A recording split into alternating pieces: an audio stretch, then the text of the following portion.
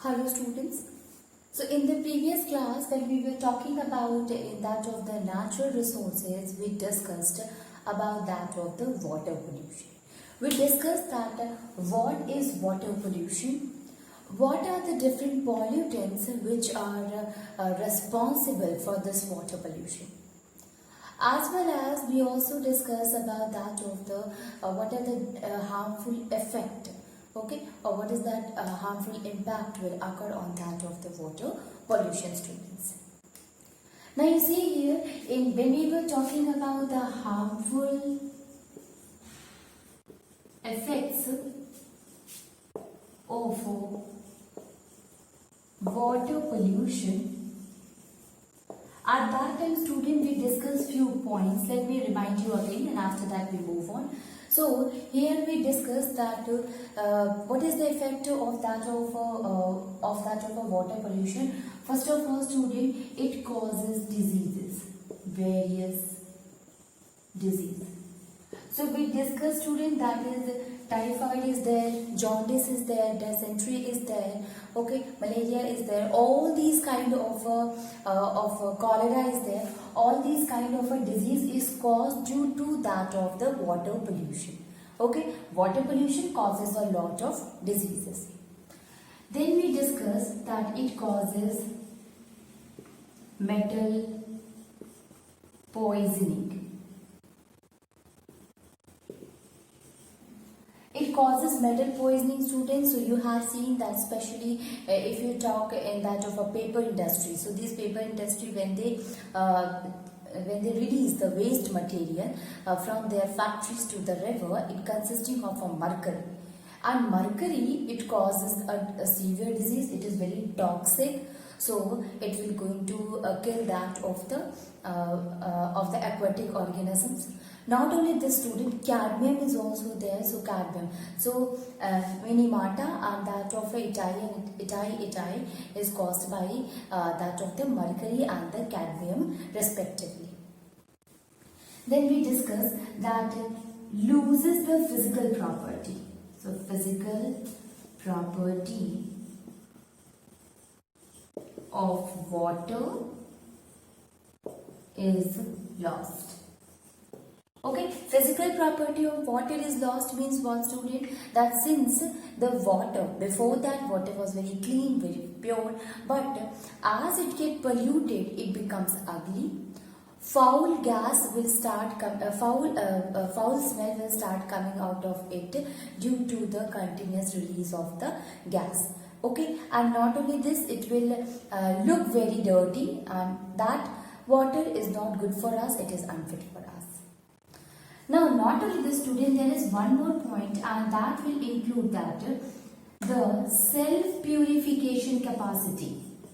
Self-purification capacity of water is lost. Self-purification capacity, student, you see, water is there. Water consisting of the not only that of the aquatic organism, but the microorganism are also present in it. Now basically these microorganisms, their function is to decompose the waste material which is entering into that of the water.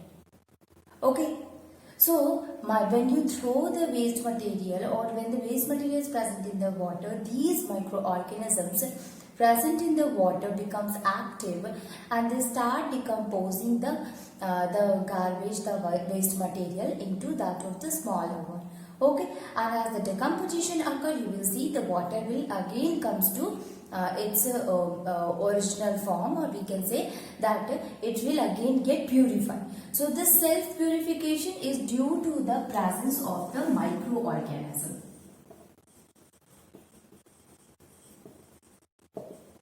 Microorganism present in it is responsible for the self-purification. Okay, students. Now you see that since if the amount of, okay, if suppose you have added a small amount of garbage in that of the water, so microorganism, they attack on it and they try to decompose it, and finally water get purified again. Okay, now what is this? This is the self-purification. But if the amount of the garbage, amount of the waste material that you are throwing in the water is much more, then absolutely the microorganism will be not able to decompose all these waste material at once or in a few interval of a time. Okay, so it will take time. The decomposition process also take time, student, and continuous pollutant, addition of that of the impurities or the pollutant in water will going to degrade the quality. So what we want to say is that, okay, if pollutants are added, it should be biodegradable, so that it should be biodegradable. Why students? Because you see, if it will be biodegradable, then the microorganism which is present in that of the water, it will be very easy for them to degrade, right? What is the function of the microorganism in the process of decomposition? They used to decompose the big material into the smaller one, the waste material into the smaller pieces. Right? So biodegradable materials, it should be biodegradable, then it will be very easy for that of the microorganism to break down. Now, if you are throwing the garbage, if you are throwing the biodegradable material in a certain amount, then yes, absolutely it will take time for the microorganism for the decomposition. Now, if you are adding the pollutant and the impurities continuously in the water, so it will be difficult for the microorganism to degrade it. It will be difficult for the microorganism to decompose it. Okay, so that is why we can say that continuous addition of that of the impurities in the water will going to make the self-purification capacity of the water will become lost. Okay, so self-purification capacity of water is lost. This is the fourth point. So this is the harmful effect of that of the water pollution, student. Okay. Now we will move to a very important natural resource, and that is soil.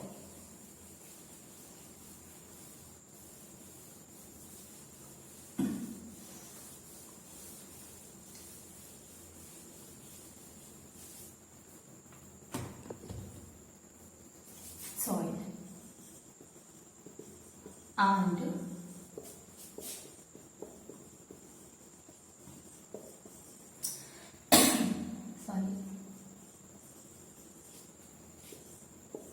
soil and mineral rich. What is soil, student? Is it a natural resource? Yes, absolutely. Actually, it is the very important natural resource because we all terrestrial organism, our habitat is this soil. Okay, so we can say that this is a very important natural resource where which decides or where the terrestrial organism can survive or show the habitat on the soil itself as a terrestrial organism. Okay.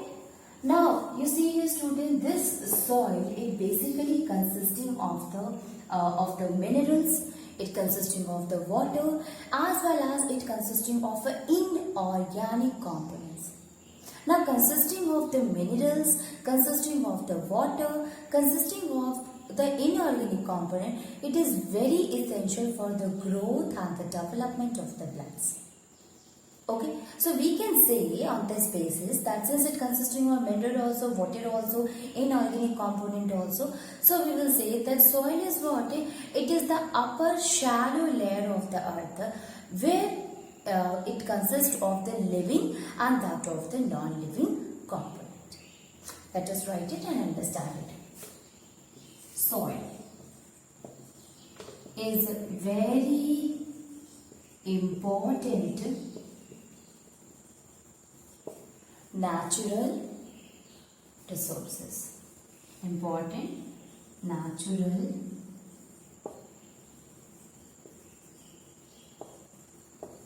why it is a natural very important, student, since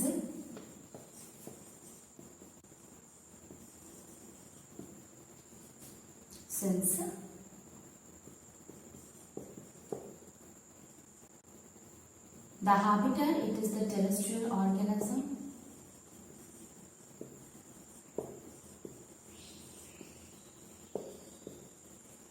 Show the habitat.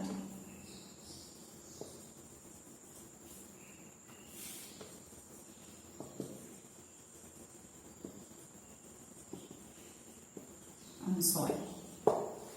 Okay. Now, not only this, student, if you see the soil, it consisting of soil. What does it consist of? Soil consisting of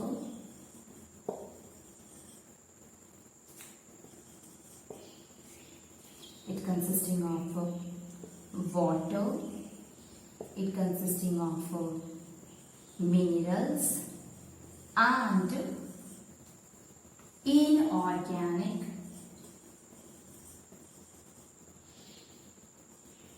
components. So you see here, students, soil consisting of water, it consisting of minerals and that of the inorganic components, which is essential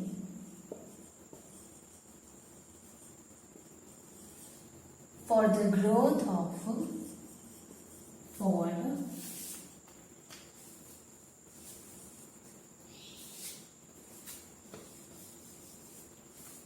so we can write it here for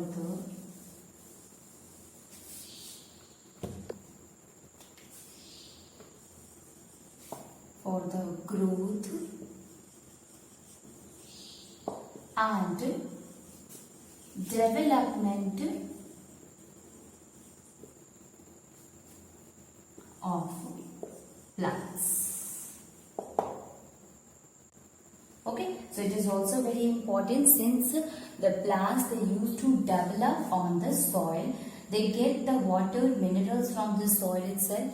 Why is this so, student? Because soil is consisting of the water and minerals in it. Now, on that basis, students, we can define the soil, and that is, soil is the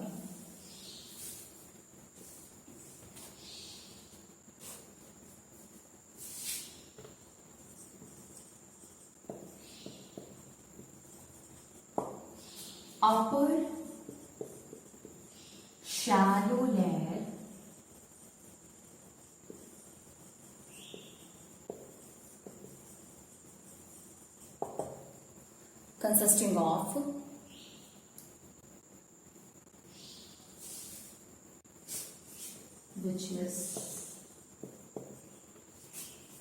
consisting of living and non-living together.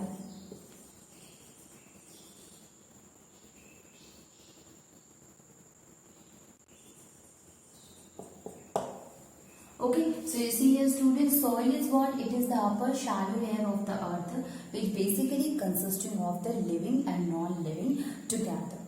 Okay, so soil is what? Soil is the main natural resource. It's a very important natural resource where the living and the non-living organisms, they live together, and they get, especially if you see the plants, so plants, they get the minerals, they get the water as well as the other inorganic component from the soil itself, and which is a very important for the growth and the development of the plant.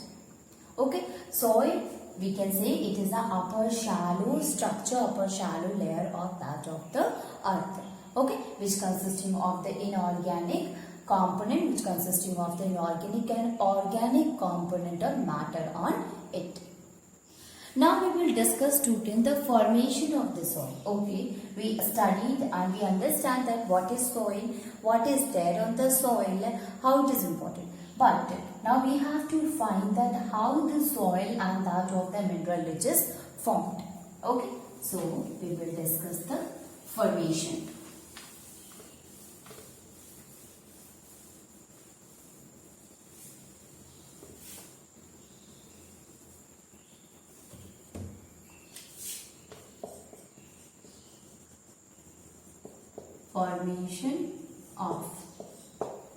Formation of soil and mineral riches, students. So you see, now if we talk about the formation of the soil and that of a mineral riches, students, so basically what happened?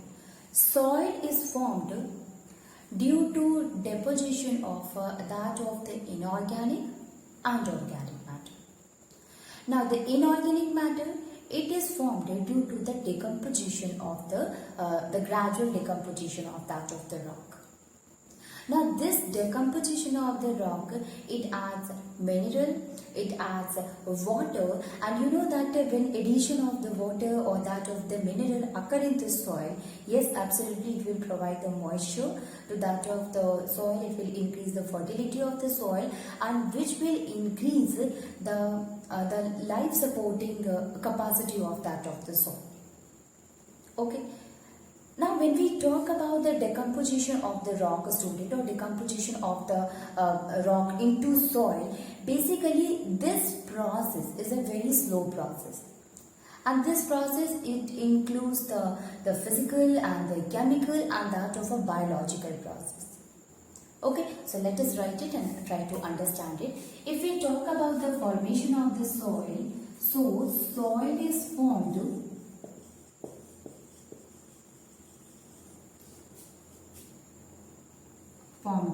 by deposition of organic and inorganic matter, of organic and inorganic on the land. Okay, so basically soil is formed by the deposition of organic and inorganic matter on the land. Now if we talk about this inorganic matter, students, so this inorganic matter is formed due to the decomposition,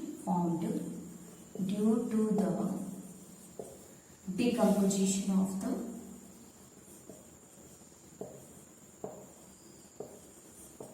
rocks. So it is basically formed due to the decomposition of the rocks, which adds mineral, water, that is increases the life supporting capacity of the soil. The life supportive capacity of soil.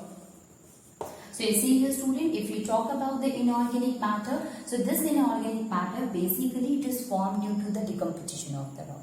Decomposition of the rock, it adds mineral, it adds water, and you know that the addition of all these will increases the life supporting capacity, because the more rich will be the soil, more growth of the crop, of the soil, living organism also. We totally depend on the land, so you can understand that it will increases the life supporting capacity of that of the soil. Now, how the formation of the soil occurs, students? So, the decomposition of the soil is a very slow process. We can write it. The decomposition of rock is a very slow process. Okay, so it is very slow process, students, which includes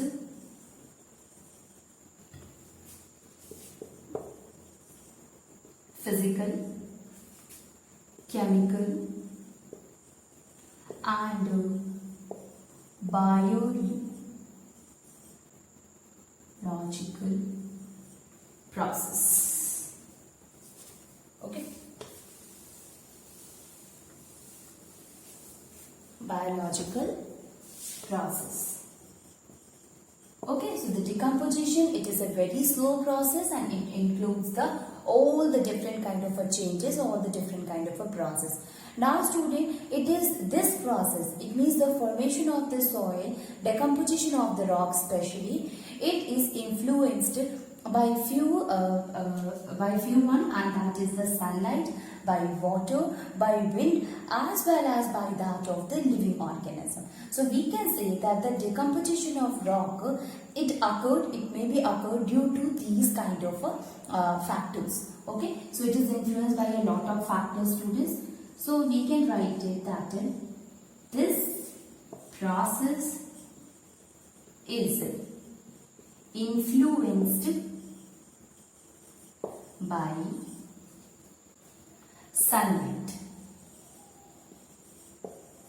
then water, then wind and living organisms. It means that these all will also plays a very important role in the decomposition of the rock, or the decomposition of the rock, it occur because of these factors also.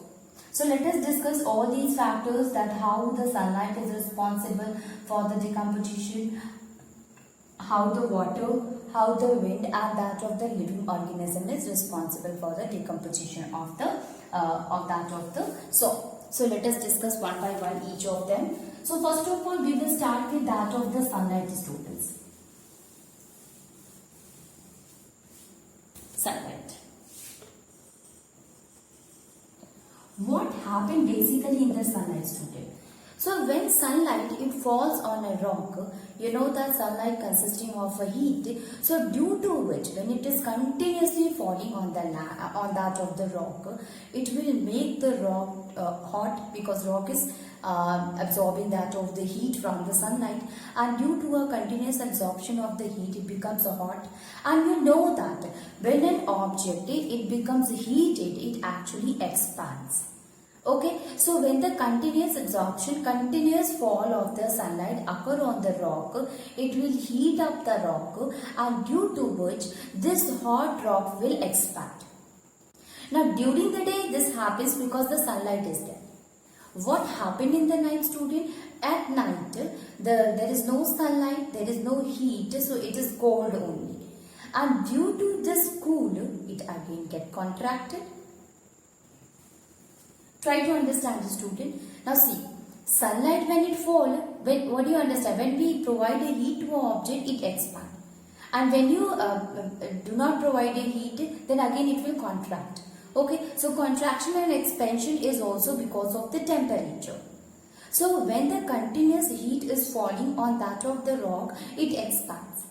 But during the night, when there is no heat at that, so due to this continuous expansion and contraction, because in the morning when the sunlight is there, it will expand. At night when there is no sunlight, it will contract. Okay, so this expansion, contraction occur in the day and night.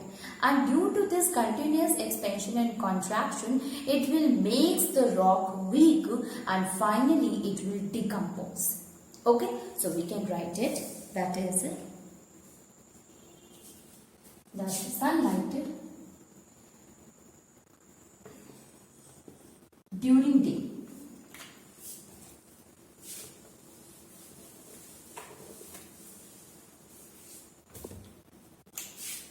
During day, the continuous fall of sunlight makes the rocks to expand. Okay, so due to continuous supply, it will make the rocks to expand. What happened during the night, students? So during night,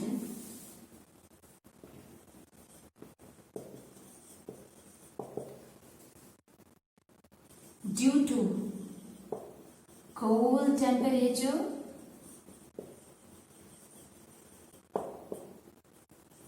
it will contract.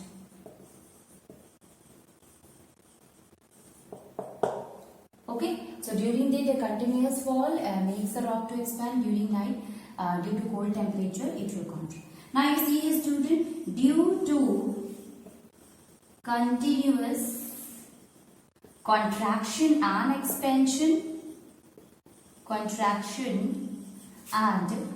expansion makes the rock weak, and due to which there is a formation of a crack in the rock. Okay, so due to continuous contraction and expansion causes cracks in the rocks. Now if a crack is there, obviously it means, student, it is now weak. Okay, so first of all there is a formation of a crack, and finally again this crack will break down into different pieces. Okay, so we can write it that after that these cracks will break down into pieces. Okay, these cracks later on breaks into pieces. Now you see here, student, how the decomposition occur due to the sunlight. Now continuous decomposition, it means the breakdown of that of the rock, okay, into the smaller particles. Now you see here, student, when the sunlight it falls, due to the continuous heat is coming over that of the rock, it will expand. Now during the night what happened? There is no sunlight, so temperature lowers down. And as the temperature lowers down, it will again contract. Now in the morning, again when the sunlight falls, it will expand. Now at night, it will again contract. So what happened here? It is continuously expansion, contraction occurs.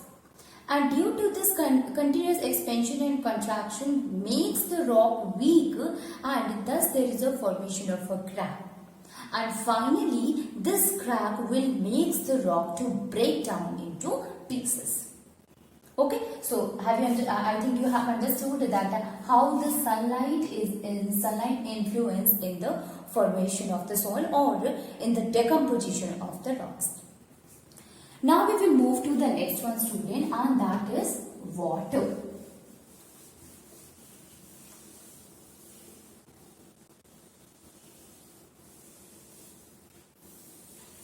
Water.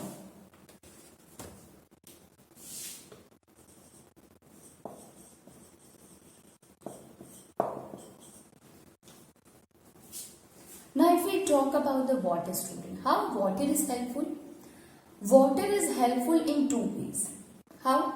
The first way, when the water falls on the rock, at first it will goes inside to that of the rock and thus increases or thus widens the rock.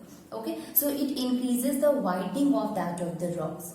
Okay, the first thing is like that. So when the particles or when the rock portion will widen, the gap between them becomes widened. Absolutely, it is moving apart from each other, and finally we can say that it will break into pieces, or this is the cause of the decomposition.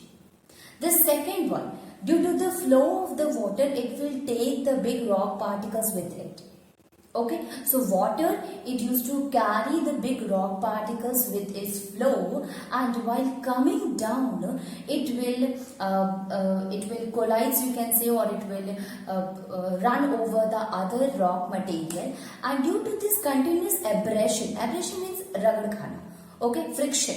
So due to this continuous abrasion, what happened? This big rock particles will break down into the smaller one.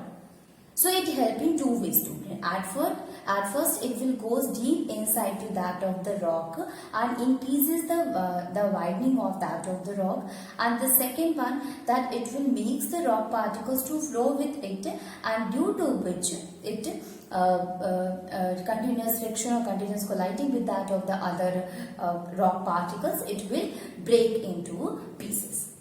So we can write it, that is that it helps in two ways. The first one is it goes deep in the rock and help in widening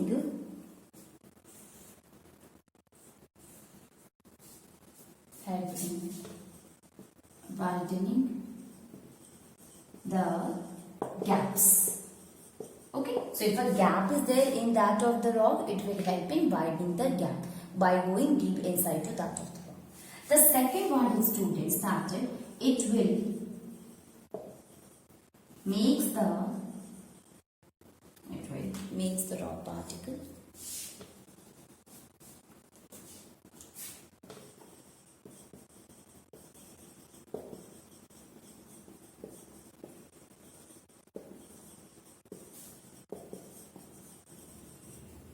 flow with it, and due to abrasion it will